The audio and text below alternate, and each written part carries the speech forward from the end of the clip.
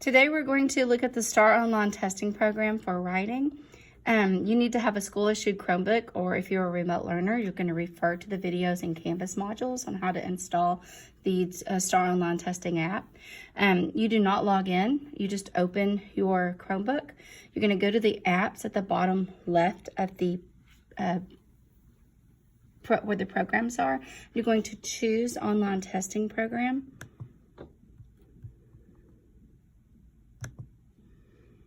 And once you click that, the program has to get set up on your computer and align with your computer. And it may take a minute or more. You may see white screen, and that's perfectly okay.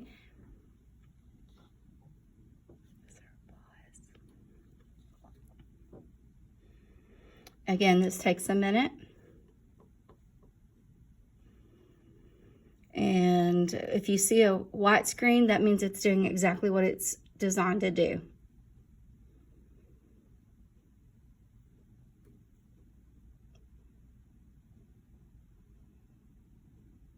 And it will continue. Just give it a chance to set up. And it'll say it's checking your system's configuration, it's loading the software, it's checking your network connectivity and all of the system requirements. And then once it's done, you should see the slide come up. What you're going to do is select a practice test. So you want to go to practice. And when you choose practice, that will load what's available for practice. And it's going to, you need to select a year. You will select 2018. And then your grade will be 7. And your subject is writing. And then when it says select a test, you're going to say no PNP, which means that is a test without all of the extra tools. That's a different time that you will, if you have extra tools that you are assigned, you will get that at a different time. And then it will load. So you've clicked the blue that said take the test, and then it should open. And then you're going to click next at this stage and read the test directions. And basically it says test questions are shown one at a time. And if you cannot see all of the test question or passage, you have to use the scroll bar to the right. And then read each question carefully and determine the best answer. Obviously, for multiple choice questions, select the best answer from the 4 answer choices provided.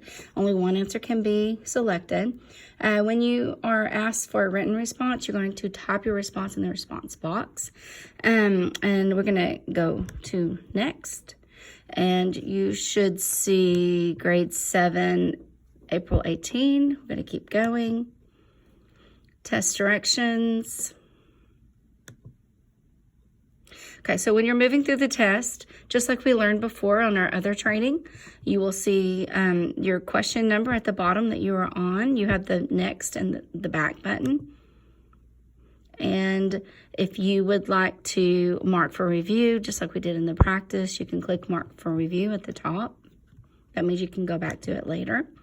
And then available tools are all at the top, just like we learned in the training for highlighting. If you see stop, do not continue to the next screen until you are told to do so. And for the first part, it's the written composition. This is your prompt. And as your teacher trained you in class, just go through that process. I told